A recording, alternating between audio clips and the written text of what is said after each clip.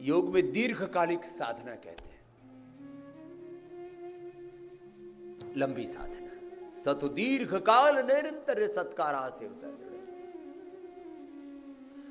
जो संसार में कहीं नहीं हुआ। भस्त्रिका करो अभी तो, थोड़ा कपालभाति करो, फिर अनुलोम विलोम की भी लंबी साधना कराएंगे, जो पूरे संसार में कहीं नहीं हुआ। आजकल मैं एक वाक्य रोज इंडिया टीवी पर भी बोलता हूं, और आस्था पर तो कम से कम इसको 100 बार दोहराता हूं।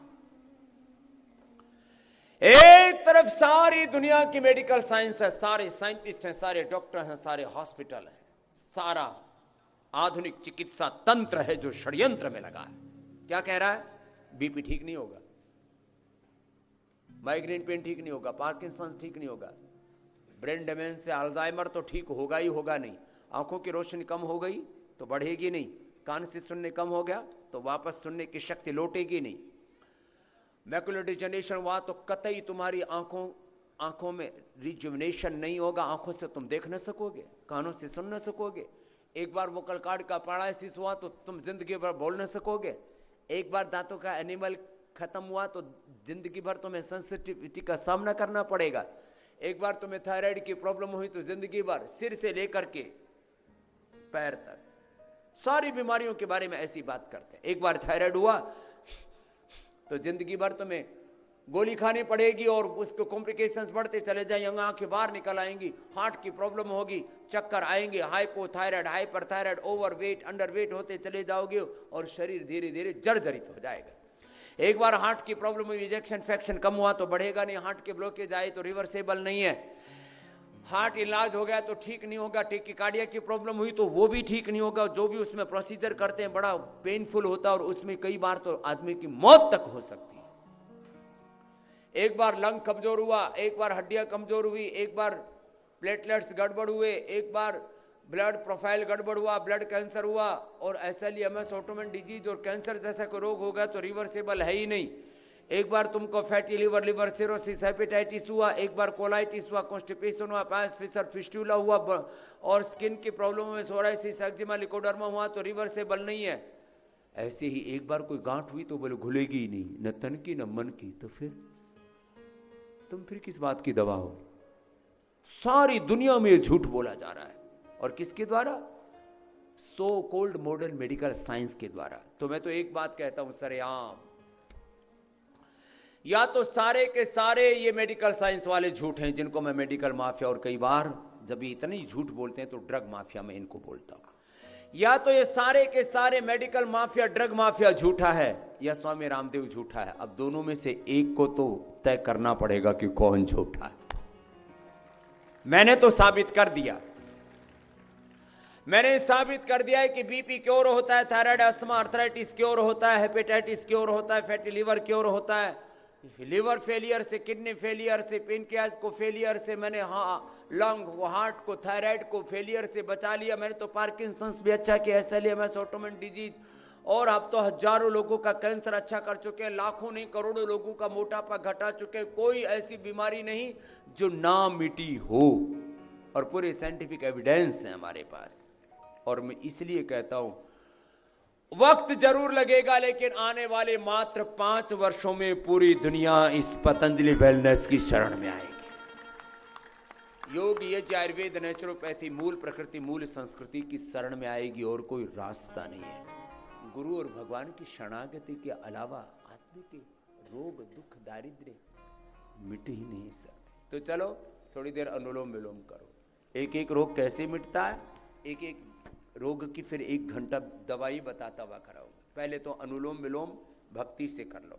अब देखो, अनुलोम विलोम भी लंबा करने का अभ्यास होना चाहिए। मैं अनुलोम विलोम कराते कराते 1-2 मिनट में सारी दवाई बताता हूं। ब्रेन सेल्स डीजनरेट हो गए तो हम क्या देते हैं? सिरोधारा कराते हैं, मेधा इष्टि कराते हैं, मेधा बस्ती भी देते हैं नीचे से, एनस से, और क्या कराते हैं? अनुलोम विलोम के बाद भ्रामरी गीत, ओंकार, गायत्री ध्यान कराते हैं, त्राटक कराते हैं, मेधावटी देते हैं, मेमोरी ग्रिड देते हैं, इम्यूनोग्रिड गोल्ड देते हैं, मेधा पात का पानी पिलाते हैं दिन भर, अश्वगंधारिष्ट, सारस्वतारिष्ट दे देते हैं। अब ऐसा हो ही नहीं सकता कि मस्तिष्क के रोग रिवर्सेबल ना हो। अनुलोम विलोम करो, अनुलोम विलोम करना है पूरा। चलो महात्मा जी, विदय देव जी, अनुलोम विलोम करो। जिनको ज्यादा ही कष्ट हो लीवर के, किडनी के, पेनक्रियास के, वो भी एक बार तो अनुलोम विलोम सभी कर लो। अब जिनकी आंखें कमजोर होगी उनको आई ग्रिड देते हैं, आई ग्रिड बस्ती भी देते हैं, फिर ईयर ग्रिड देते हैं, ईयर ग्रिड ड्रॉप भी डालते हैं, आंखों में अक्षय तर्पण भी करते हैं, ड्रॉप्स भी डालते हैं सौम्य दृष्टि के, त्रिफला से आवास भी कराते हैं। और जिनके थायराइड डिजनरेट हो चुके हैं, T3 T4 TSH का इम्बैलेंस है, थायरोग्रिड देते हैं धनिया के पानी के साथ। अलग अलग हम 5 तरह का तो पंचामृत आपको पिलाते हैं, 12 तरह का अलग अलग मेडिकेटेड वाटर पिलाते हैं, मेधा पेय पिलाते हैं, पीड़ानील पेय पिलाते हैं, अर्जुन की छाल का पानी पिलाते हैं, सर्वकल्प का पानी पिलाते हैं, कायाकल्प का पानी पिलाते हैं, दिन भर पंचामृत पेय पिलाते हैं, पीड़ानील पेय पिलाते हैं। कैंसर के लिए अलग पंचामृत है, हीमोग्लोबिन कम है तो उसके लिए अलग पंचामृत है, गाजर चुकंदर, गाजर चुकंदर, अनार, आंवला, एलोवेरा, इस 5 चीजों का तो जूस पिलाते हैं। फिर खजूर, अनार, खजूर और अंजीर, मुनक्का, ये खाने को देते हैं। अलग अलग रोगों में हीमोग्लोबिन कम होने पर अलग पंचामृत, प्लेटलेट कम होने पर फिर अलग पंचामृत, उसमें पपीते के रस, पपीते के पत्तों का रस मिला देते हैं, उसके प्लेटोग्रीट भी अभी तो देते हैं हम, पपीते के पत्तों का रस, गिलोय, एलोवेरा, वीटग्रास, अनार, ये पंचामृत है प्लेटलेट बढ़ाने के लिए। जीरा, धनिया, सौंफ, मेथी, अजवाइन, ये पंचामृत है पेट के रोगों के लिए।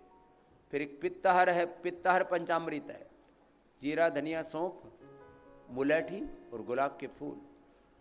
फिर ये पीड़ानील पंचामृत है, जिनको रोमेटॉइड आर्थराइटिस, भयंकर आर्थराइटिस, दिन भर वही पानी पीना, दूसरा पानी ही नहीं पीना। गिलोय, एलोवेरा,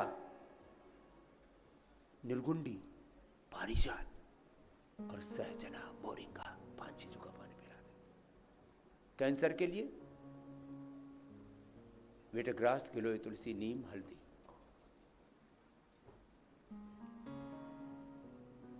अलग अलग चीजों के लिए पंचामृत पिलाते हैं, अलग अलग प्रकार का, अलग अलग प्रकार का पानी पिलाते हैं। फिर जिनको लो इम्यूनिटी है उनको इम्यूनोग्रिड का ही पानी पिलाते हैं, एसएलएमएस, ऑटोमेन डिजीज, एमएनडी। दिन भर अनुलोम विलोम कीजिए, सब रुकना नहीं है। अभी भजन के साथ कराएंगे, 15 मिनट से पहले हाथ नीचे नहीं आना चाहिए। फिर ब्राह्मण उद्गीत भी कराएंगे, ध्यान भी कराएंगे, और फिर आपको लंबा प्रोसेस चलेगा, कपालभाति का, आसनों का दूसरा राउंड चलेगा। अपना अपना अभ्यास करो। जिनको यूटीआई की प्रॉब्लम है, दिन भर गोखरू का पानी पिलाते हैं। बॉडी को डिटॉक्स करने के लिए 3 चीजें सर्वोत्तम है, रामबाण है, ब्रह्मास्त्र है। गोखरू का पानी, लौकी का जूस, लौकी का सूप, या लौकी की सब्जी, या लौकी और बाकी उबली हुई वेजिटेबल्स, ये बॉडी को डिटॉक्स करने के। स्किन प्रॉब्लम बहुत ज्यादा हो जाती है तो ये लौकी कल्प और शाक कल्प करा देते हैं। पूरा एक विशेष आहार बना रखा हमने, सब तली हुई चीजें बंद, उबली हुई चीजें, बस रॉ फूड देते हैं। गला सड़ा शरीर ठीक हो जाता है। साथ में थेरापियां कराते हैं तो अलग बात। तुम कह रहा था अलग अलग पेय पिलाते हैं, उनको सर्वकल्प और कायाकल्प का पानी पिला देते हैं बहुत ज्यादा स्किन प्रॉब्लम्स होने पर। यूटीआई की समस्या में, बॉडी में पेन्स है, सारे शरीर को डिटॉक्स करने के लिए और पेन मार्कर्स को बॉडी से बाहर निकालने के लिए, कैंसर मार्कर्स को बाहर निकालने के लिए, खास करके पेट का कैंसर, यूट्रस का कैंसर और प्रोस्टेट का कैंसर, उसके लिए तो CA25 और PSA के को घटाने के लिए तो गोखरू रामबाण है। रामबाण, रामबाण। 10 मोल भी साथ में पिला देते हैं, 10 मोल का पानी भी पिलाते हैं। हार्ट वालों को अर्जुन की छाल का पानी पिलाते। जिनको कफ कोल्ड हो उनको दिव्य पेय और श्वासारी का पानी पिलाते हैं दिन भर। थोड़ा थोड़ा करके ये सब चलता रहता है और जीवन रूपांतरित हो जाता है। क्या रोग हमने ठीक नहीं किया?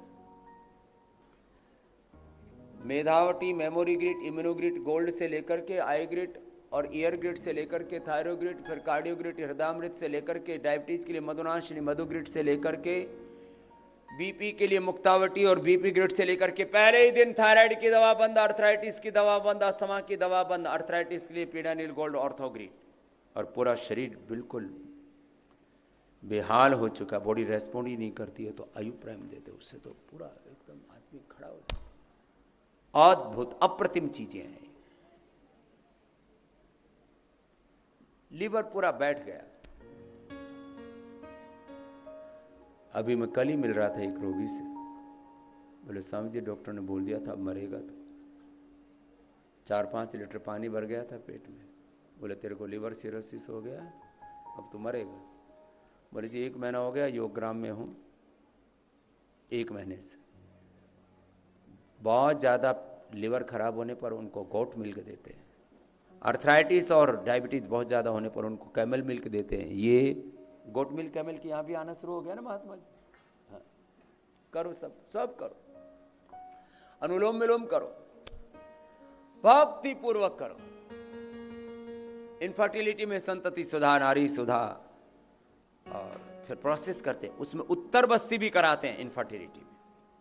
ये 3-4 ऐसी थेरापी हैं जो केवल यहीं हो पाएंगी, घर पर न कर सकोगे। शेष सारी थेरापियां जो दाएं बाएं तरफ चल रही हैं, हमारे सब बालक अलग अलग प्रकार की थेरापियों में यहां पर निमग्न है।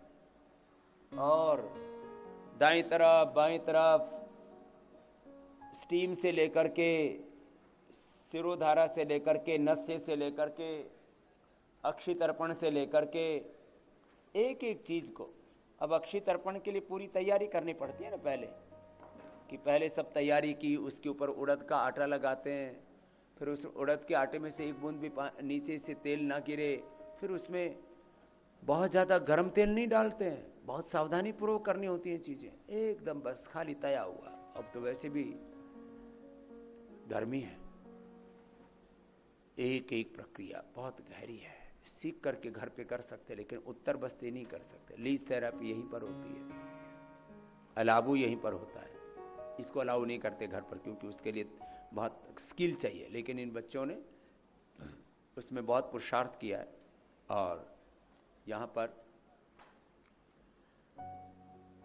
योगग्राम और निरामयम में सब बच्चों को, जूनियर सीनियर सब बालकों का एक मिश्रण, उनको सब तैयार किया। और फिर सैकड़ों बच्चे तो स्पेशल दक्षिण से, केरल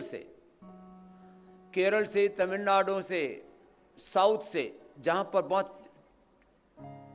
निष्णातता थी इन विद्याओं की, पूर्व पश्चिम उत्तर दक्षिण और पूरे संसार में जो भी परंपरागत चिकित्सा पद्धतियां थी, उनका एक साथ एक छत के नीचे कहीं उपयोग हो रहा है तो पतंजलि वेलनेस से एक साथ सारी चीजों।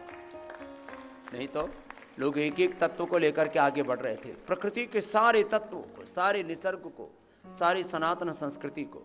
मैं कहता हूं मूल प्रकृति हमारी मूल संस्कृति है। खाली जल नीति, सूत्र नीति और एनिमा और बस उपवास इसी पर आधारित हो गया था। थोड़ा मिट्टी पट्टी और कुछ 2-4 लेप लपेट और सन थेरापी आदि इसी पर केंद्रित हो गया था नेचुरोपैथी का उपचार। निसर्ग माने निसर्ग, प्रकृति में तो सारी संस्कृति आ जाती, सारी सृष्टि आ जाती है। तो इतना ये सारी प्रक्रियाएं, इनके बारे में एक एक करके मैं थोड़ा विस्तार से कहूंगा। अभी थोड़ी देर अनुलोम विलोम एक भजन के साथ चलो। हाथ नीचे नहीं आना चाहिए और एक क्षण के लिए भी हमारी निष्ठा नहीं डिगनी चाहिए।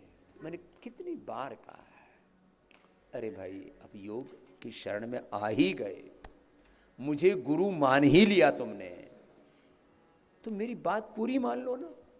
जैसे मैं कहता हूं, जितनी देर करने के लिए मैं कहता हूं उतना पूरा कर लो। फिर जो योग के विरोधी, आयुर्वेद के विरोधी हैं, प्रकृति के संस्कृति के विरोधी हैं, भारत भारतीयता के विरोधी लोग हैं, जो नास्तिक लोग हैं, जो नकारात्मक लोग हैं, तामसिक लोग हैं, मैं उनको क्या कहूं। वो तो योग में निष्ठा रखेंगे नहीं। आपने जब निष्ठा रखी है, आपने जब गुरु को स्वीकार किया, आपने योग पथ पर जब चलना स्वीकार किया है, तो योग को, यज्ञ को, आयुर्वेद को, निसर्ग को पूरा अपना लो ना। फिर आओ भजन के साथ, कीर्तन के साथ, आनंद के साथ, श्रद्धा के साथ ले चलते हैं आपको अंतर जगत में। और योग करते करते मैंने कहा शरीर बल, इंद्रिय बल, मनोबल, आत्मबल, ब्रह्म बल तो बढ़ेगा। शरीर सबल बनेगा, इंद्रियां स्वस्थ बनेगी, जितेंद्रियता आएगी, मन पर भी विजय पाओगे, प्राणों पर भी विजय पाओगे, आत्म विजेता हो जाओगे। लेकिन बड़ा तत्व है योग का। तुम योग करते करते भगवान की स्तुति, प्रार्थना, उपासना, भक्ति, आराधना, साधना करते करते धीरे धीरे गुणातीत भावातीत हो जाओगे। यह है योग का सबसे बड़ा तत्व। योग करते करते पुरुषार्थ शून्य नाम गुणानाम प्रतिप्रसवाह कैवल्यम स्वरूप प्रतिष्ठावाच शक्ति। अंतिम सूत्र योग का प्रतिप्रसव, गुणातीत भावातीत भक्त, गुणातीत भावातीत प्रेम, गुणातीत भावातीत योग ज्ञान। आप अनुलोम विलोम प्राणायाम।